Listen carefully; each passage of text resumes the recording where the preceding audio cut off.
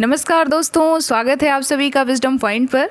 दोस्तों, हम देख रहे हैं हिंदी साहित्य से संबंधित एक महत्वपूर्ण श्रृंखला जो कि आधारित है डॉक्टर गोविंद पांडे व सरस्वती पांडे जी की किताब हिंदी भाषा एवं साहित्य का वस्तुनिष्ठ इतिहास पर।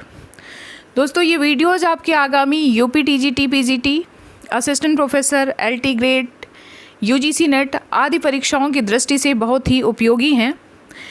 अपने पिछले वीडियो में हमने देखा कि भारतेंदु जी की समस्त रचनाओं की संख्या 175 है और अगर इनके काव्य ग्रंथों की बात करें तो उनकी संख्या 70 है।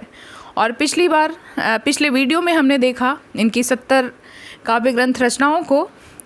और आज के वीडियो में हम देखेंगे भारतेंदु जी से जुड़े हुए महत्वपूर्ण बिंदुओं को, जिसमें पहला बिंदु है भारतेंदु कृत विजयनी विजय वैजयंती। जो इनकी कविता है भारतेंदु कृत विजयनी विजय वैजयंती शीर्षक से जो कविता इन्होंने लिखी थी वो मिस्र में भारतीय सेना की विजय प्राप्ति पर लिखी गई थी। भारतेंदु ने नारद भक्ति सूत्र और सांडिल्य भक्ति सूत्रों का अनुवाद क्रमशः तदीय सर्वस्व और भक्ति सूत्र वैजयंती शीर्षक से किया था। तदीय सर्वस्व इन्होंने 1874 ईस्वी में नारद भक्ति सूत्र का अनुवाद किया और सांडिल्य भक्ति सूत्रों का भक्ति सूत्र वैजयंती शीर्षक से अनुवाद किया।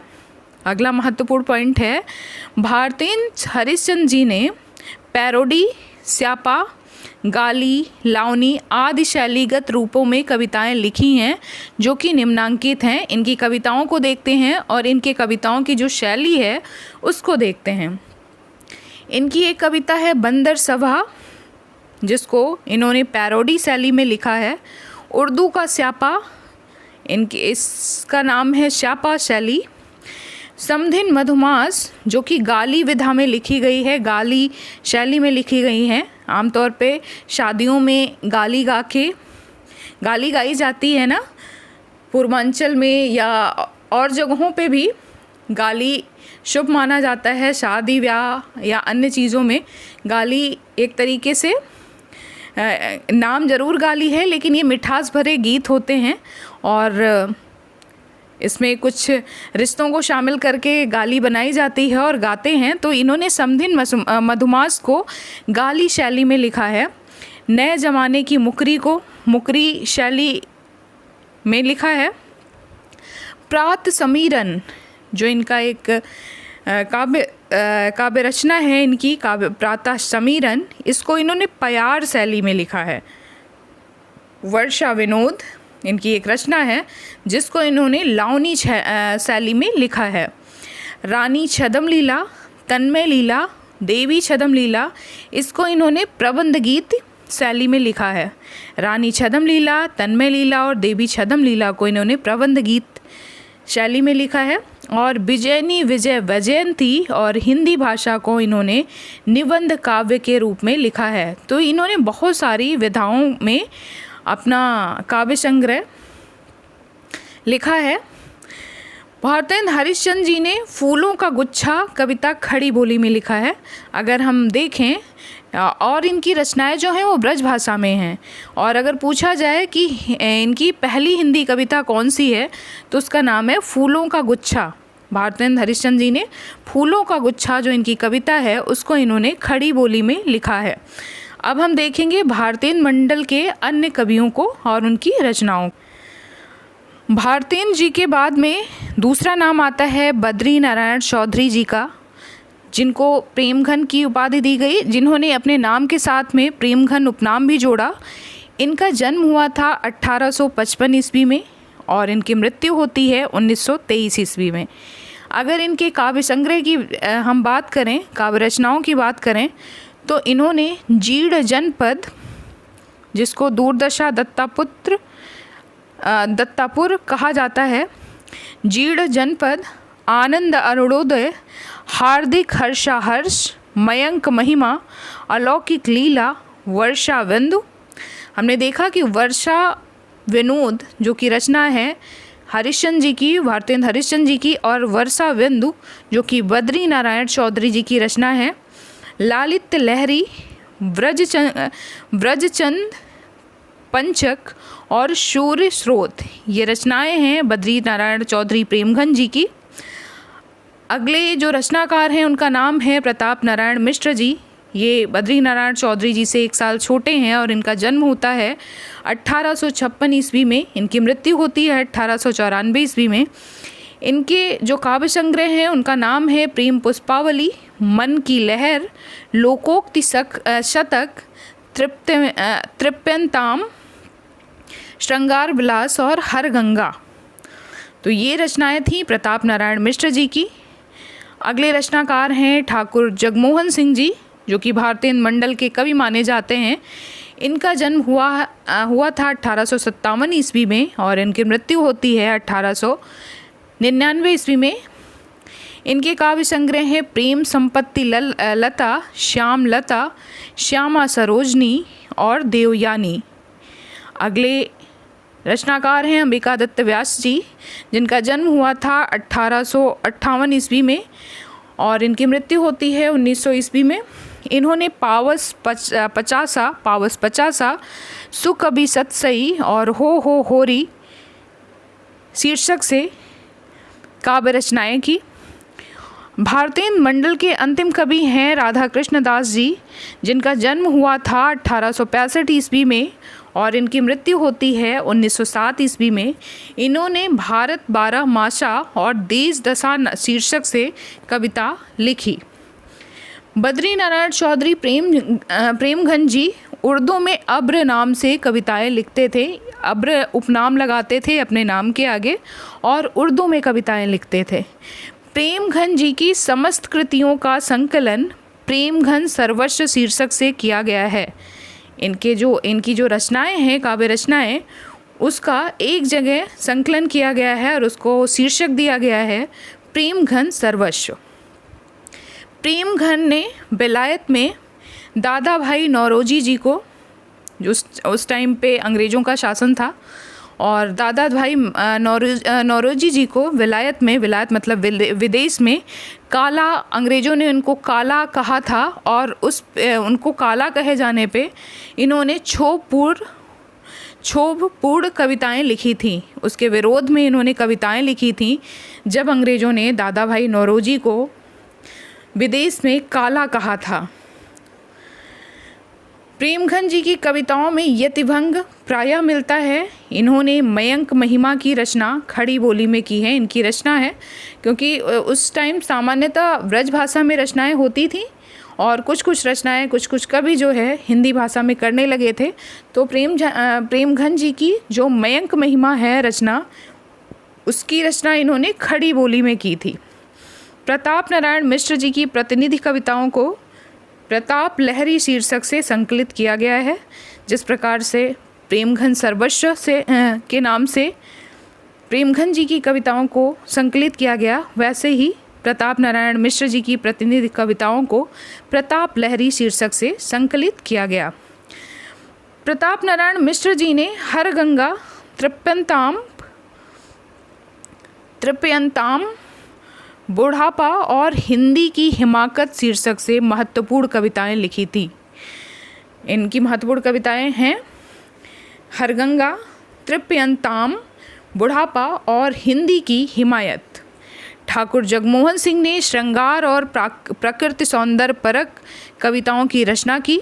ये भारतीय मंडल के वो ऐसे कवि हैं जिन्होंने प्रकृति पर कविताएं लिखी। इनका ध्यान प्राकृतिक चीज़ों पे ज़्यादा रहा और इनके कविताओं में प्रकृति का सौंदर्य परक वर्णन कहीं ना कहीं मिलता है। इन्होंने विंध्य क्षेत्र की प्रकृति का वैविध्यपूर्ण वर्णन किया। जगमोहन सिंह जी ने कालिदास कृत ऋतुसंहार और मेघदूत का ब्रज भाषा में अनुवाद किया। एक इम्पॉर्टेंट लाइन है कि जगमोहन सिंह जी ने कालिदास कृत ऋतुसंहार और मेघदूत का ब्रज भाषा में अनुवाद किया। अंबिका दत्त व्यास जी ने अपने कवि जीवन का आरंभ कविता वर्धनी सभा में पूरी अमी की कटोरिया सी चिरंजीवी रहो विक्टोरिया रानी समस्या की पूर्ति करके किया था। इस पर इन्हें सुकवि की उपाधि प्राप्त हुई थी। अंबिका दत्त व्यास जी, क्योंकि उस टाइम पे समस्या पूर्ति नाम का एक दौर चल रहा था। मतलब समस्या पूर्ति, अचानक से आपको किसी समस्या पे बोलने के लिए कह दिया जाता था, उस पे रचना करने के लिए कह दिया जाता था। एक तरीके से ये तुरंत आपको कविता बना के देनी होती थी। तो ऐसे में कविता वर्धिनी सभा, जो कि समस्या पूर्ति के लिए जानी जाती है, उसमें अंबिका दत्त व्यास जी को प्रसिद्धि मिली। उन्होंने एक पंक्ति पूरी की थी, पूरी अमी की कटोरिया सी, चिरंजीवी रहो विक्टोरिया रानी, और यहीं से इनको सुकवि की उपाधि प्राप्त हुई थी। अंबिका दत्त व्यास जी ने खड़ी बोली में कंसवध शीर्षक से प्रबंध काव्य की रचना की। तो इन्होंने खड़ी बोली में कंसवध, जो कि इनका एक अपूर्ण प्रबंध काव्य है, उसकी रचना इन्होंने खड़ी बोली हिंदी में की थी। साथ ही साथ में अंबिका दत्त व्यास जी ने फारसी छंद में दशरथ विलाप नामक कविता खड़ी बोली में लिखी। छंद इसमें फारसी था, लेकिन कविता लिखी गई खड़ी बोली हिंदी में, और कविता का शीर्षक था दशरथ विलाप। राधा कृष्ण दास जी, जो कि भारतेंद्र हरिश्चंद्र जी के फुफेरे भाई थे, इन्होंने रहीम के दोहों पे कुंडलियों की रचना की। रहीम के दोहों पे इन्होंने कुंडलियों की रचना की। भारतेंद्र काल के अन्य कवि भी हैं, जो कि ये तो मुख्य कवियों को हम देख रहे थे भारतेंद्र मंडल के। अब हम अन्य कवियों को भी देख लेते हैं, जिसमें से पहला नाम है नवनीत चतुर्वेदी जी का, जिन्होंने कुब्जा 25 नाम से शीर्षक से कविताएं लिखी। गोविंद गिल्ला भाई जी हैं, जिन्होंने श्रृंगार सरोजनी, पावस पयोनिधि, राधा मुख, पोडसी, षड्ऋतु, नीति विनोद शीर्षक से कविताएं लिखी। दिवाकर भट्ट जी हैं, जिन्होंने नक्सिक और नमोढ़ा रत्न शीर्षक से कविताएं लिखी। रामकृष्ण वर्मा बलबीर जी हैं, जिन्होंने बलबीर 50 शीर्षक से रचनाएं लिखी। राजेश्वरी प्रसाद प्यारे जी हैं, जिनके काव्य संग्रह का नाम है प्यारे प्रमोद। राव कृष्ण देव शरण सिंह गोप हैं, जिन्होंने प्रेम संदेशा शीर्षक से रचना की। दुर्गा दत्त व्यास जी हैं, जिन्होंने अधमोद्धार शतक की रचना की। राधाचरण गोस्वामी जी का नाम आता है, जिन्होंने नौ भक्तमाल की रचना की। हमने पढ़ा था कि उत्तरार्ध भक्तमाल की रचना भारतेंद्र जी ने की थी, और नौ भक्तमाल की रचना राधाचरण गोस्वामी जी ने की। गुलाब सिंह, इन्होंने प्रेम सतसई की रचना की। अब हम देखेंगे भारतेंद्र युगीन प्रमुख समस्या पूर्ति संग्रह और उनके कवि। तो उस टाइम मैंने आपको बताया कि समस्या पूर्ति बहुत ही प्रचलित थी, और कवि उस पे अपना किसी सभा में ये समस्या पूर्ति रखी जाती थी, और उसमें सब शामिल होते थे और कविता करते थे। दुर्गा दत्त व्यास जी हैं, जिन्होंने समस्या पूर्ति प्रकाश शीर्षक से रचना की। अंबिका दत्त व्यास जी हैं, जिन्होंने समस्या पूर्ति सर्वस्व, इनका समस्या पूर्ति संग्रह है। गोविंद गिल्ला भाई का समस्या पूर्ति प्रदीप है। गंगाधर द्विज गंग जी का समस्या प्रकाश है, और नर्मदेश्वर प्रसाद सिंह का पंचरत्न है। अगर हम देखें भारतेंद्र युगीन कवियों की महत्वपूर्ण काव्य पंक्तियों को, जिसमें सबसे पहला नाम है भारतेंद्र हरिश्चंद्र जी का, तो आइए देखते हैं इनके कुछ महत्वपूर्ण पंक्तियों को, जिसमें पहले है सहसन बरसन सो सुनो, सो सपने नहीं कान, सो जय आरज शब्द, फरक उठी सबकी भुजा खरक उठी तरवार, क्यों आपहु ऊँचे भये आर्य मोक्ष के पार, हाय वह भारत भुव भारी, सब ही विधि सो भरी दुखारी, हाय चित्तौर नीलज तू भारी, अजहु खरो भारत ही मझारी। ये पंक्तियां हैं भारतेंद्र जी की, और ये बहुत इम्पॉर्टेंट पंक्तियां हैं। और इसके आगे की पंक्ति आप जानते हैं, ये कई बार लोग कोट करते हैं, निज भाषा उन्नत है सब उन्नति के मूल, बिन निज भाषा ज्ञान के मिटे नहीं को सूल। एक और इनकी पंक्ति है, कहाँ करुणानिधि केशव सोए, जागत नाही अनेक जतन करी भारतवासी रोए। एक इनकी और महत्वपूर्ण पंक्ति है, मेरो तो साधन एक ही है, जगनंद लला वृषभान दुलारी। तो दोस्तों ये था आज का वीडियो। उम्मीद करती हूँ कि आपको पसंद आएगा। अगर आपको मेरा वीडियो पसंद आता है तो प्लीज़ मेरे चैनल को सब्सक्राइब करें और मेरे वीडियोस को लाइक और शेयर ज़रूर करें। धन्यवाद। मिलते हैं अपने अगले वीडियो में, तब तक के लिए नमस्कार।